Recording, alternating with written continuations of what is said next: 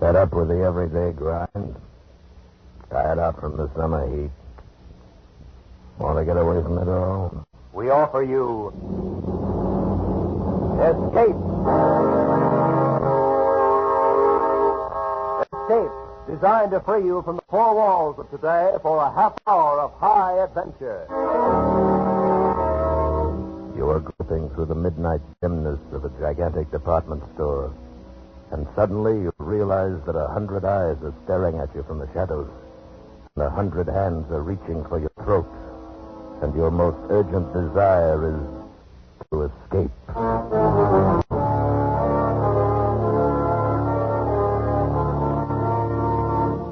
Tonight, we escape to a fantastic world of night dwellers, as John Collier imagines it in his eerie story, Evening Primrose.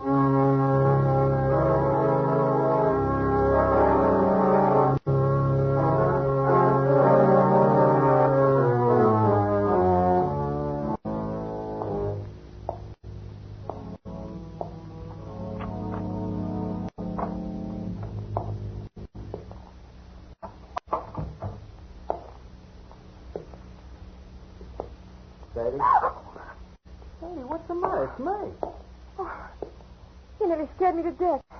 What do you mean coming in so quiet? Well, I don't mean to scare you. I thought you'd be asleep. I didn't want to wake you. Oh, Sam, I'm so glad you're home. Hey, what's the matter?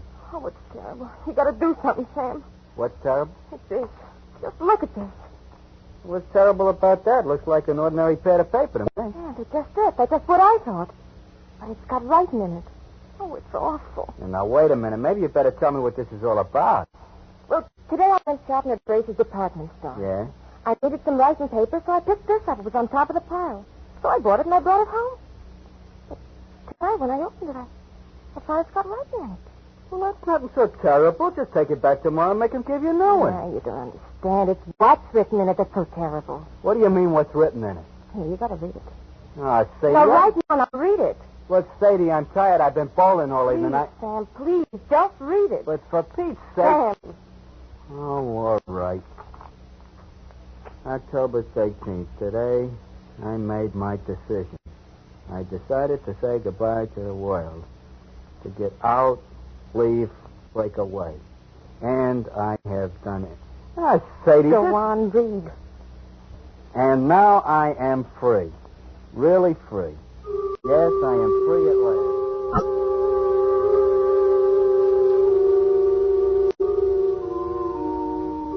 Yes, I am free at last. The world is an intolerable place for a poet. I was broke, starving, at my wit's end. And then I had the brilliant idea. I'd escape to a place where I'd had no need to earn a living, where I could write to my heart's content in peace and security. And where is this place? Right under your nose, so close you'd never think of it. I am now living in Bracey's department store. I have everything within arm's reach that anyone would need or desire. And it's all free. Absolutely free. I arrived this afternoon. I'd spent 3 days looking over all the department stores in town. I decided on Bracey's because of the completeness of their food department. Therefore, this afternoon I entered the store and went immediately to the 4th floor, to the rug department, and hid myself in this dusty, out-of-the-way corner behind a pile of carpets. Once I'm settled, I'll furnish it with the best of modern pieces from the furniture department. It's small, but it'll be cozy enough and safe. After the store closed, I made my first venture out. I tipped up as far as the stationery counter and got this paper, the writer's primary need. Now, after making my first entry, I'll go out and get food, wine, and the pillows for my bed, and perhaps even a fancy dressing gown. This is perfect. Here I'll be able to write. Dawn, October 14th. I am almost too unnerved to write this. The whole thing is unbelievable. After the store was dark and completely quiet, I crept out and started for the food department. One's steps echo hollowly in an empty department store at night, and I found myself gliding along the floor on tiptoe, moving as silently as possible. But the sound of footsteps persisted, and suddenly I realized they're not my own. the night watchman.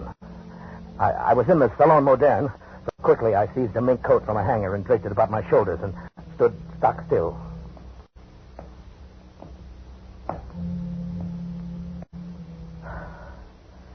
I could have reached out and touched him, but he passed without so much as a glance. I started to smile, but the smile froze on my lips. There was someone else here. I was looking straight into a pair of eyes, large, flat, luminous, inhuman eyes a dozen feet away. They belonged to a creature dressed as a man, but he was as pale as something found under a stone. His hands hanging motionless at his sides looked more like the fins on a fish than human hands. And then he spoke. Not bad for a beginner. I'm sorry.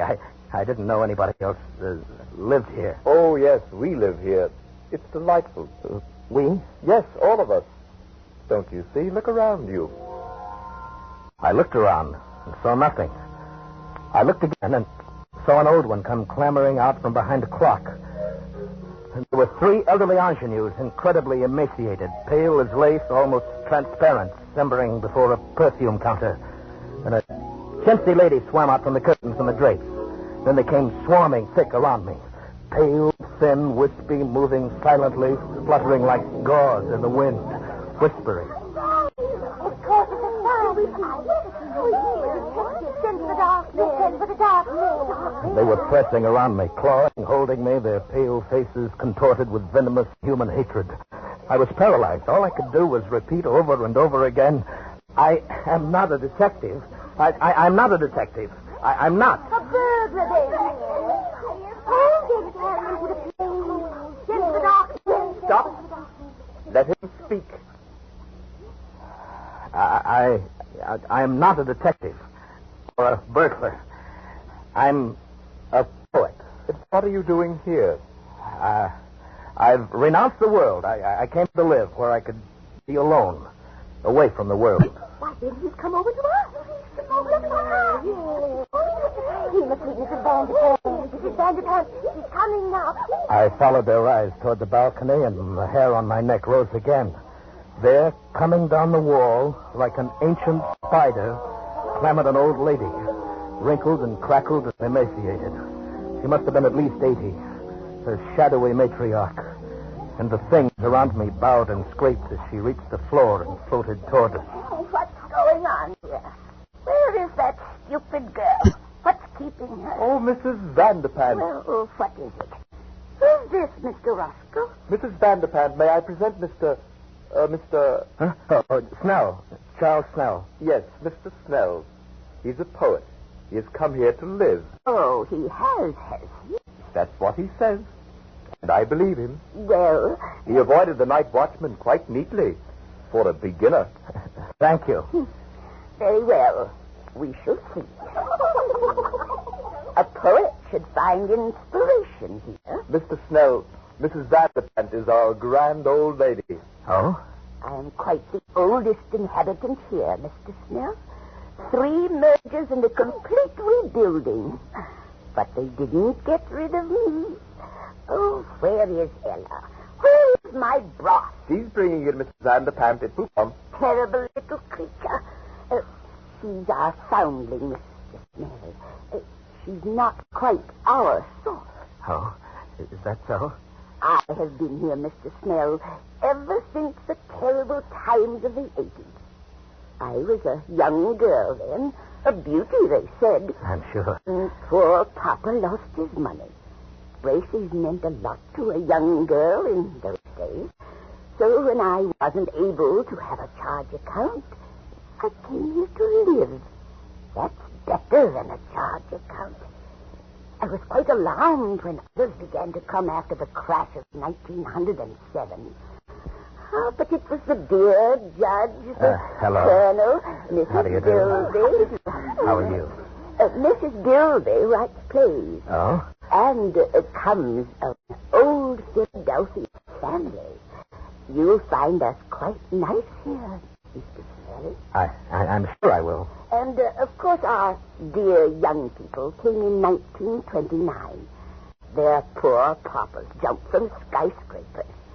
They couldn't bear to be without charge accounts either. But you mean all these nice people live here? Oh, and many more. You shall meet them all later. Oh, here comes Ella with my broth. Come here, you stupid thing. Mrs. Vanderpant is waiting, Ella. Yes, ma'am. Yes, sir. I'm coming as fast as I can. Oh, here. On the table over there, Ella.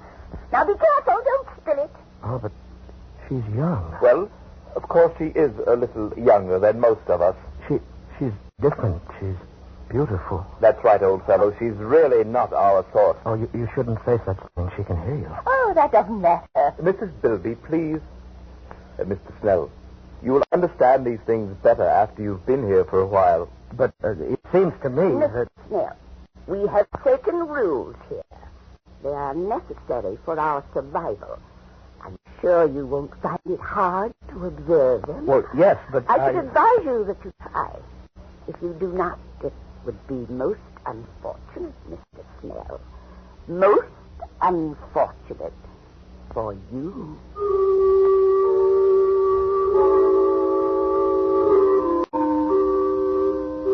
October 15th. You can imagine my feelings last night. My first thought was to escape as quickly as possible. In fact, I planned to quit my hiding place and mingle with the crowds and leave Bracey's forever. But just at dawn, Mr. Roscoe brought me a cup of coffee, which must have been drugged, for I fell asleep. And when I awoke, I found that I slept all day, and night was closing over the store once more. Later. I have spent my second night here. I saw Ella again. Ella, the pearl of this remote, fantastic cave. She's not like the others. A trifle pale, but otherwise normal and human and beautiful. A child of perhaps 18. She is the only thing that makes this nightmare bearable. October 20th. Escape seems almost impossible. There is a very effective burglar alarm system, and the doors are all carefully guarded. But that is nothing compared to the dark men. Who are the dark men? I don't know, but the inhabitants here threaten any transgressor with these dark men. I shall try to discover who they are. I'm sure I'm watched, though they've begun to trust me now. Speaking to the night watchman would be suicide. Even if he believed my fantastic story or didn't shoot me as a burglar, I'm convinced neither Ella nor I could get out of here alive. She and the night watchman are the only real people here. And how the others hate the night watchman. Odious, vulgar creature. He reeks of the coarse sun. Oh, come now, Mrs. Bilby. He's really a very personable young man. Very young for a night watchman. Mr. Snell, sometimes I wonder about your taste. Oh, you must not stay so to yourself. You must become better acquainted with our ways. That's quite true, old man. Oh, you must come to the play tonight. We're going to be entertained with one of Mrs. Bilby's tragic comedies, Love in Shadowland. I'm sure you will enjoy it. I'm sure I will. Oh, it's really a festive occasion, you know. Wanamaker's is coming over. Wanamaker's? Yes, the entire colony over at Wanamaker's is coming here en masse to attend the play. You mean there are people living in other stores? Oh, dear, yes, didn't you know? Of course, the best people live in Bracey's and Wanamaker's. Oh, come now, Mrs. Bilby. There are some very nice people at all. I beg your pardon, Mrs. Bilby. Hello, Ella. Oh, good evening, Mr. Snell. Well, what is it, Ella? Please, ma'am, I'd so love to see you play tonight. If I have your permission. Certainly not. You know better than you stupid creature. You know where you belong. In the basement by the garbage can. But Mrs. Bilby... Mr.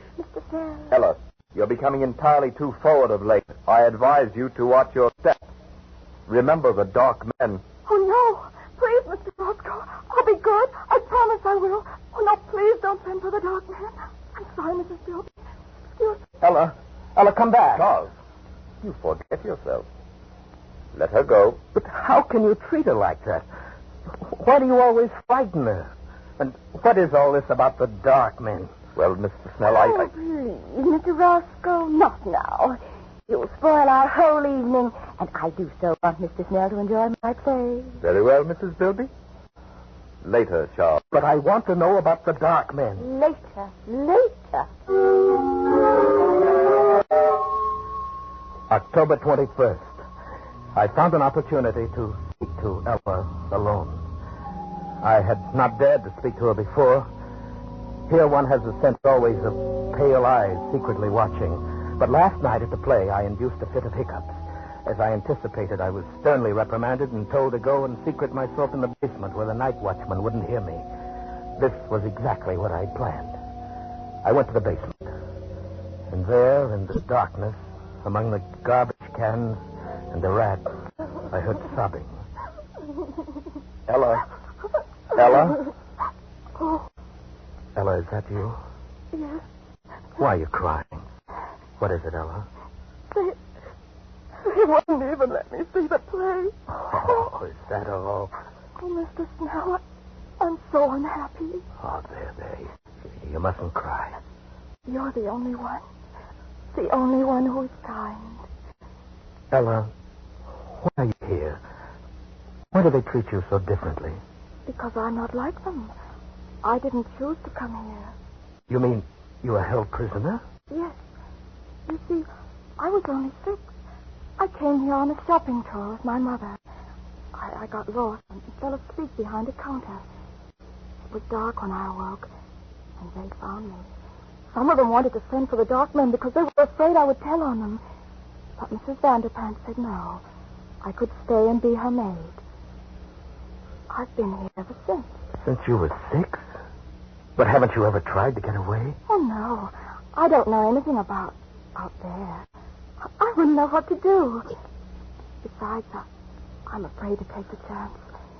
If anyone tries to get out, they send for the dark men. Ella, who are the dark men? Don't you know? Oh, it's horrible. Tell me. Well, you know how people live in old stores at Gimbel's and Bloomingdale's? Yes, I know. Well, the dark men live at the undertaker's. Good heavens. And whenever someone dies or breaks the rules, or when a burglar gets in and sees these people and might tell, they send for the dark men. That's horrible. They put the body in the butcher shop in the food department, and then the dark men come. I saw them once. It was terrible. What do they do? They go in where the dead person is. They have wax with them and all sorts of things. And when they're gone, there's just a wax model left on the counter. Then our people put a frock on it or a bathing suit and mix it up with all the other wax models in the windows. And nobody ever knows. Ellie, you mean all these dummies are... Oh, no. At least, not all of them. But if you displease these people, the same thing might happen to you.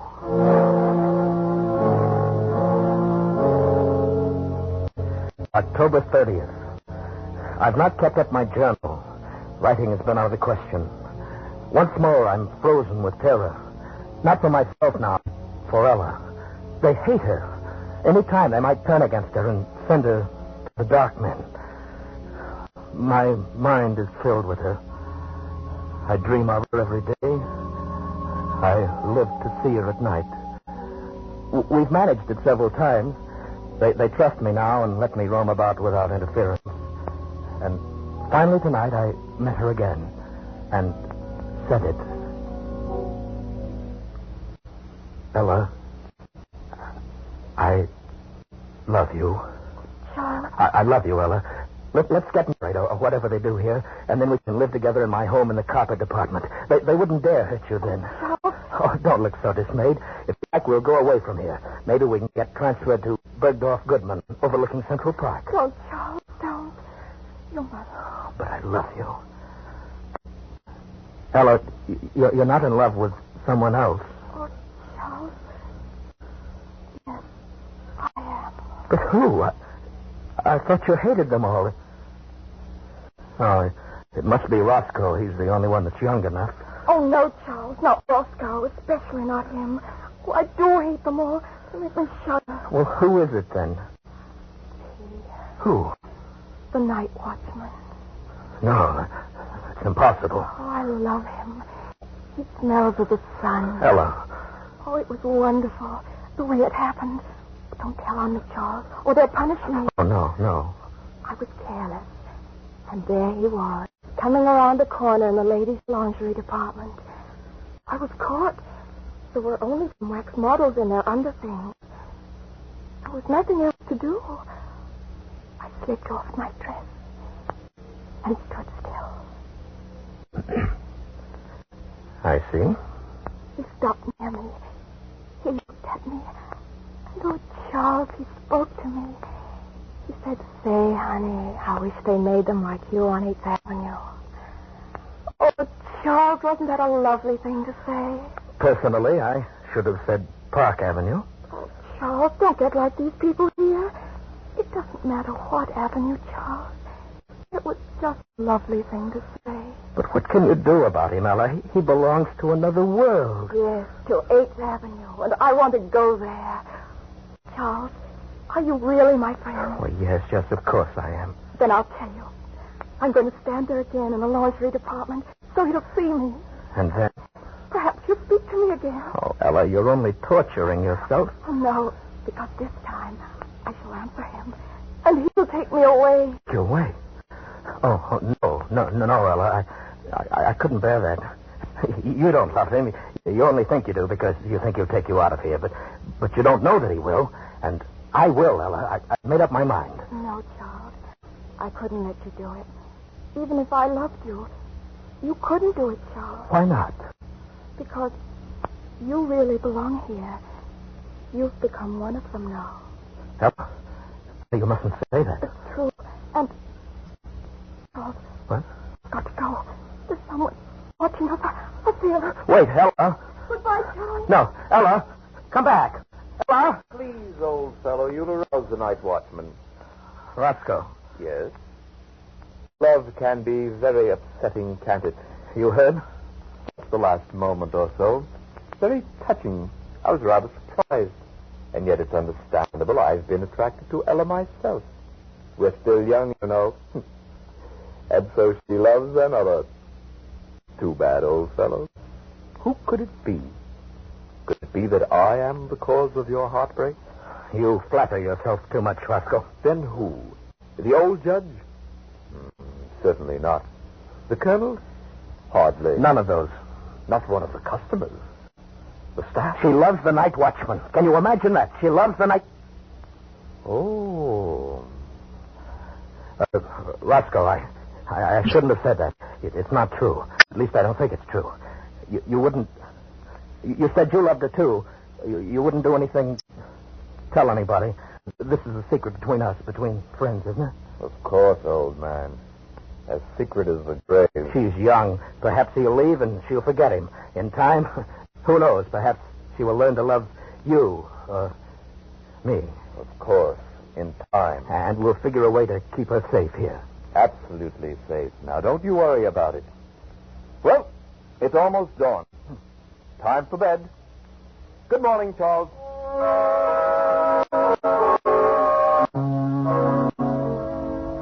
Early evening, November the 4th. I was a fool. I should have known he couldn't be trusted. He must have gone straight to Mrs. Vanderplat. This evening, the atmosphere has changed. People flickered to and fro, smiling nervously, horribly, with a sort of frightened, sadistic exultation. An informal dance in the record department's been called off. And I can't find Ella. I'm going out again now to look for her. Roscoe, what have you done with her? Quiet, chap. The night watchman. I don't care. What have you done with her? Whatever I did for your own good as well as the good of us all. Wait a minute. What is that? What are those people carrying? What? Why, it's Ella. She's tied up. They're carrying her. Ella! Ella! Stop it, Joe. Stop it. Let me go. Let me go. Joe, stop it. You'll arouse the night watchman. But they're taking her into the butcher's shop. Ella! Ella!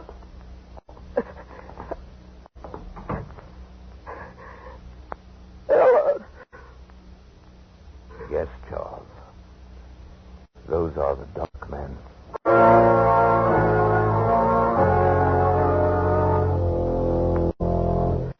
night. I'm scribbling this last entry hurriedly. There and there in the butcher shop with Ella. The dark man. There's only one thing to do. I'm going to find the night watchman and tell him he and I will save her if we can.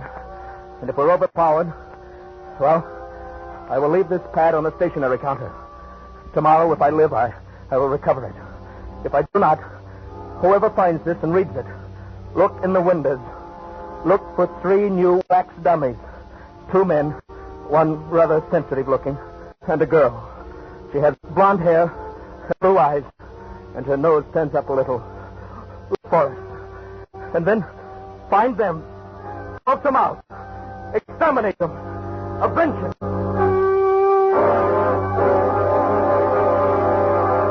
Find them, smoke them out, exterminate them, avenge us. Sam, you're horrible. We gotta do something. Tell somebody something. Oh, Sam, what'll we do? Do? Nothing, go to bed. But Sam... Whoever wrote this has sure got a weird sense of humor, hey? Probably some clerk down at Bracey's ought to be fired. You mean you could just a story? Are you kidding? You don't believe this stuff, do you? Well, I don't know. I just thought... Forget it, baby. Snap out of it. I shouldn't leave you alone. You get too many ideas when I go bowling at night. Oh, Sam, don't you think maybe we ought to just take it back and show somebody? Nuts. It's not worth the bother. They'd laugh at you, baby. Think you were crazy or something. Yeah. Yeah, I guess you're right. I guess I was silly. Forget it.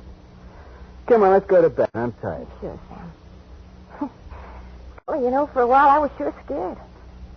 I even forgot what I was going to tell you. What? Sam, I found the cutest dress today, only $19.25. Yeah, baby? Yeah. It was in the window at Bracey's. It was on a beautiful little wax model with blonde hair, and blue eyes, and a sort of turned-up nose, and there were 2 men standing...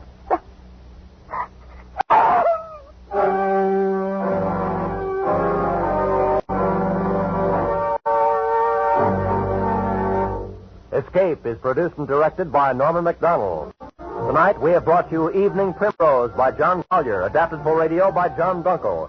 Featured in tonight's story were Bill Conrad as Charles and Constance Cavendish as Ella, with Harry Bartell, Lillian Bayet, Jeff Coy, Kay Miller, and Irene Tetro. Special music by Ivan Ditmar. Next week. When you've had all you can stand of routine, when your everyday chores offer you no release, when the 4 walls are closing in on you, join us for Escape.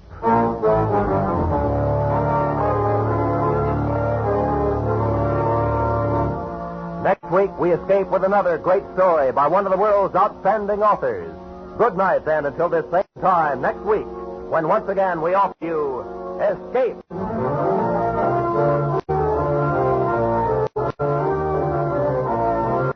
Roy Rowan speaking for CBS, the Columbia